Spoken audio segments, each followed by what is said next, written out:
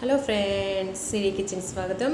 నేను మీ సిరిని. ఎలా ఉన్నారండి? అందరూ బాగున్నారా? నేనైతే సూపర్గా ఉన్నానండి. అందరూ బాగుండాలి, అందులో నేను ఉండాలి. ఈరోజు విషయం ఏంటంటే, కొంతమందిని చూస్తే కొంతమందికి ఇష్టం ఉంటుంది, కొంతమందిని చూస్తే అస్సలే వాళ్ళంటేనే ఇష్టం ఉండదు, వాళ్ళ మాట ఎత్తుతేనే ఇష్టం ఉండదు, అసలు వాళ్ళ పేరు తలిస్తేనే ఇష్టం ఉండదు, అలా ఉంటారు. అదేంటంటే, ఇష్టమైన వాడు ఒక దెబ్బ కొట్టినా మనకు ఆనందంగానే ఉంటుంది, వాడు ఎందుకు తిట్టినా మనకు ఆనందంగానే ఉంటుంది.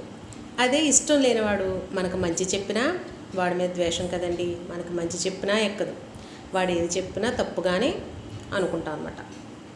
అలాగా కొంతమందిని చూస్తే పెట్టబుద్ధి అవుద్ది, కొంతమందిని చూస్తే కొట్టబుద్ధి అవుద్ది అన్నట్టు ఉంటుంది అన్నమాట పరిస్థితి. అది ఏంటంటే మన స్వభావం యొక్క ఇదనమాట. వాళ్ళ మీద ఎప్పుడో ఏదో ఒక రకమైన దాన్ని ఏమంటారు, ఒక రకమైన ఇదనమాట ఏర్పడుద్ది అనమాట.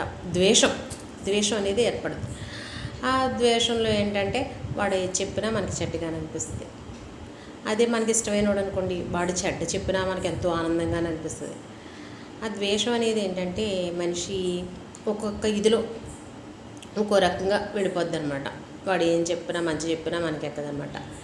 అందులో ఇప్పుడు కొంతమంది ఉంటారు, వాళ్ళు ఏంటంటే వాళ్ళు పనులు అవ్వడం కోసం మనని ఓ పొగిడేసి ఓ బేహేస్తారనమాట. నువ్వు అలాంటోడు, నువ్వు ఎంతో మంచోడు, నువ్వు అలాగే ఇలాగ అనగానే ఏమనిపిస్తుంది అంటే మన వాళ్ళకి, అయ్యి బాబోయ్ నేనంటే ఆడికి ఎంత ఇష్టమో, నన్ను ఎప్పుడు పొగుడుతాడు అని అనుకుంటారు. ఆ స్వభావమే అలా అనిపిస్తుంది అనమాట.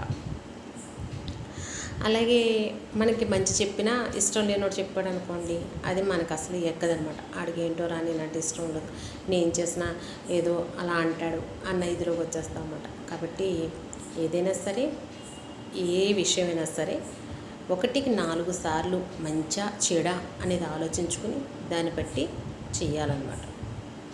ఎవరో చెప్పేస్తారని చేసేయటం కాదు, మనకంటూ మన ఆలోచన ఉండాలని.